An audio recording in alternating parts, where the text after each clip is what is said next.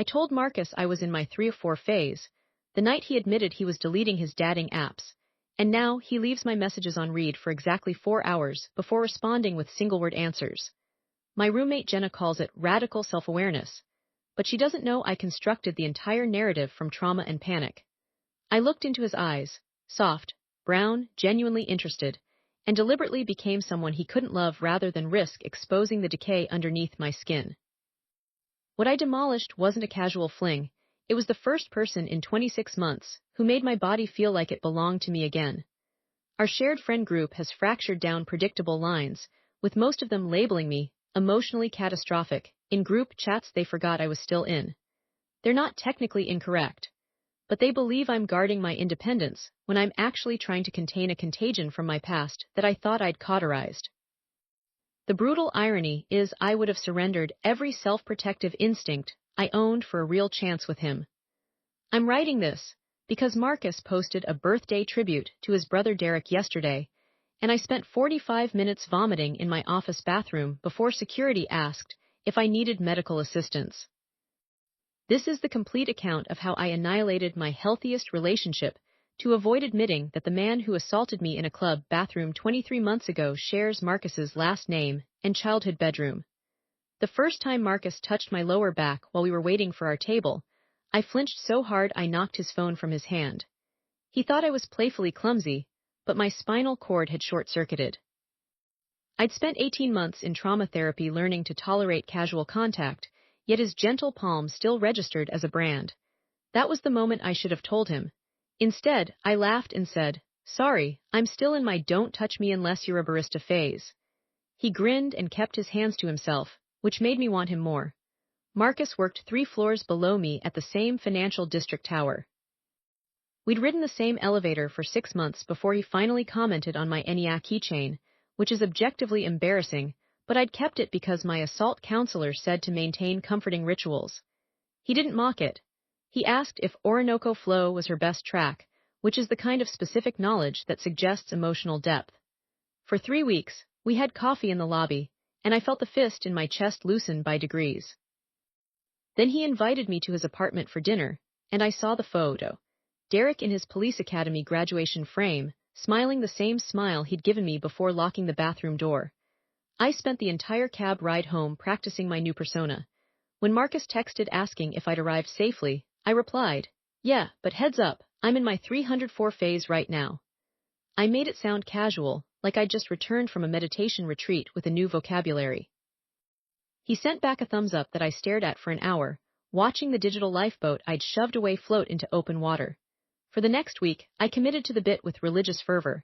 I posted Instagram stories of me dancing with male friends, their faces obscured by neon stickers. I changed my Bumble profile to just here for a good time, not a long time. When Marcus asked if I wanted to see a movie, I said, "Can't, got a date with my vibrator and my commitment issues." He sent a laughing emoji that didn't reach his eyes, even through the screen. Jenna found me crying in our kitchen at 2 a.m., my phone open to Marcus's Facebook profile. "I thought you were living your best life," she said, her voice sharp with confusion. I snapped back, "Maybe my best life involves crying over someone who respects my boundaries." The defensiveness tasted metallic, but she dropped it. That was the first time someone questioned the performance, and I nearly buckled. The real truth, the one I hadn't even told my therapist, was that Derek's phase with me had lasted 43 minutes in a club bathroom, but the fallout had infected every cell in my body. I'd spent the first year after the assault in a dissociative haze, sleeping with people whose names I couldn't remember because feeling nothing was better than feeling terror. I'd only started therapy because my OB-GYN threatened to stop prescribing me antibiotics for my chronic UTIs unless I addressed my self-destructive patterns. But Marcus didn't need to know any of that. Better he think I was a liberated woman making empowered choices than a broken person reenacting trauma.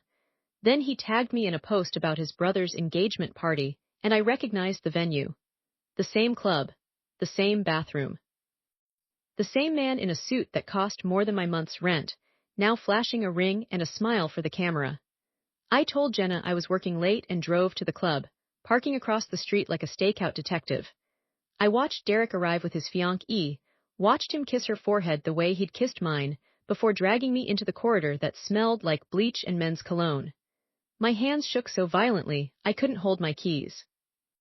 Texted Marcus, can't make it tonight, Faze is calling, then blocked his number for 3 hours so I wouldn't see his response. When I unblocked him, there were 17 messages, not angry ones, concerned ones. Are you okay? Did I do something? I can wait for you to be ready. Reading them felt like swallowing glass. I typed and deleted I'm fine 12 times before settling on, just doing me boo, don't wait up. The pet name was nails on a chalkboard, but it maintained the illusion. Jenna confronted me the next morning, holding my phone, which I'd left in the kitchen, open to Marcus's message thread. You realize you're ghosting the only decent man you've met since college, right? I snatched it from her, my voice pitching up an octave. You realize it's my life and my body, right? The click hung between us, weaponized and hollow. She raised her hands in surrender, but her eyes stayed judgmental. That night, I created a fake Instagram account to follow Derek's fiancée. Her profile was all wedding planning and workout videos, a curated vision of a future I was choking on. I scrolled back to posts from 23 months ago, searching for any mention of a club, a bathroom, a bad night. There was nothing. Either he'd hidden it completely, or she knew and had chosen him anyway. Marcus showed up at our apartment with soup when I posted a story about being sick. I opened the door in my pajamas, no bra, vulnerable in ways I hadn't been since before the assault. You didn't have to, I whispered, taking the container. He stepped forward like he might hug me, and I stepped back so fast I knocked over Jenna's succulents.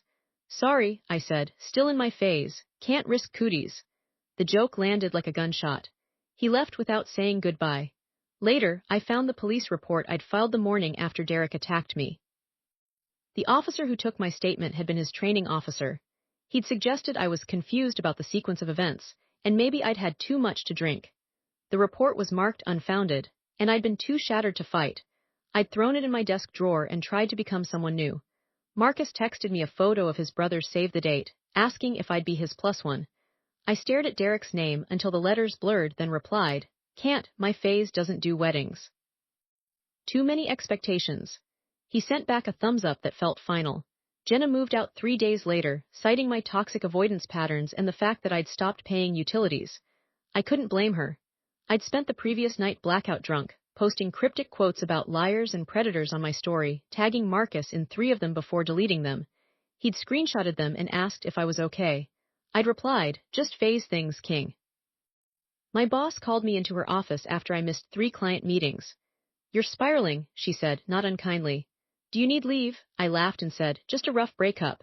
She didn't know Marcus and I had never technically been a couple. That was part of the horror. I'd torpedoed something that existed mostly in my own head. Marcus's new girlfriend, Sarah, confronted me at the coffee shop in our building. He cried over you, she said, her voice low and vicious. Whatever game you're playing, it's shitty.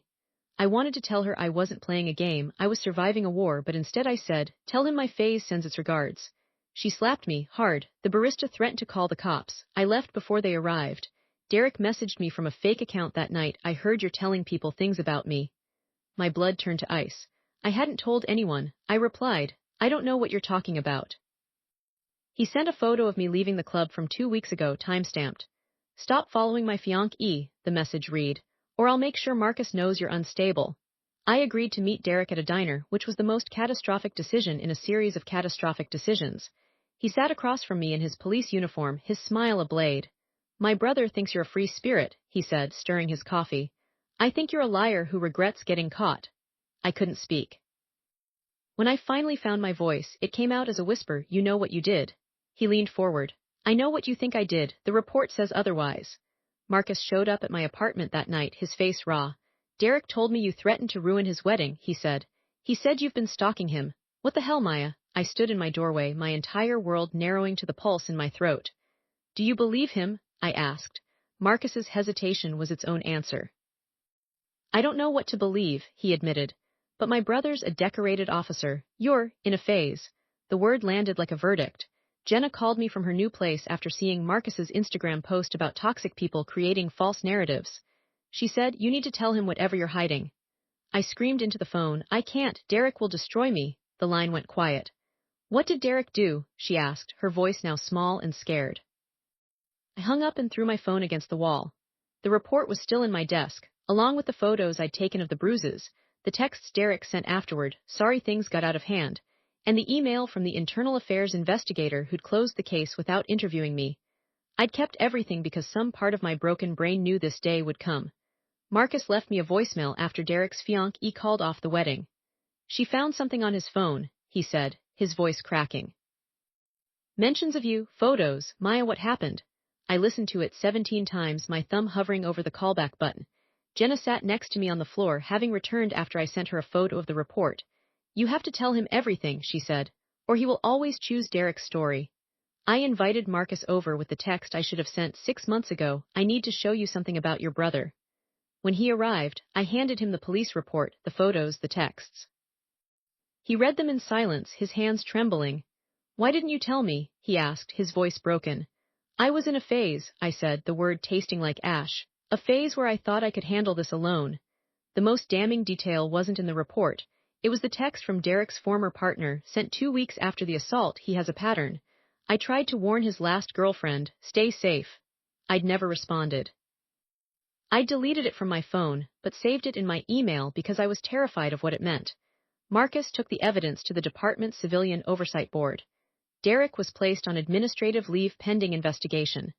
The fiancé provided a statement about finding recordings on his phone, videos from the club bathroom, multiple women. Marcus moved out of their shared apartment and into a hotel. He sent me one text, I'm so sorry I didn't see it. I didn't know if he meant Derek or me. The fallout was nuclear. Derek's lawyer contacted me about a defamation suit. My HR department called me in, concerned about public drama affecting client relationships. Someone leaked the story to a local blog, and I became the woman who cried rape to ruin a cop's wedding in the comments. Jenna stayed, fielding calls from reporters while I hid in my bedroom. What I hadn't anticipated, the consequence that blindsided me, was Marcus's mother showing up at my door. You broke my family, she said, tears streaming down her face. Derek says you're lying. Marcus believes you. I don't know who to trust. I had no answer for her. She was collateral damage in a war she didn't know existed. Sitting in my bathroom, the same place I'd hidden after Marcus's first touch, I finally understood what I'd done.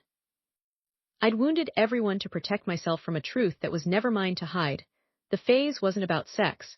It was about believing I was disposable, that my pain would contaminate anyone close enough to breathe it in. Marcus visited me in the hospital after I swallowed a bottle of sleeping pills.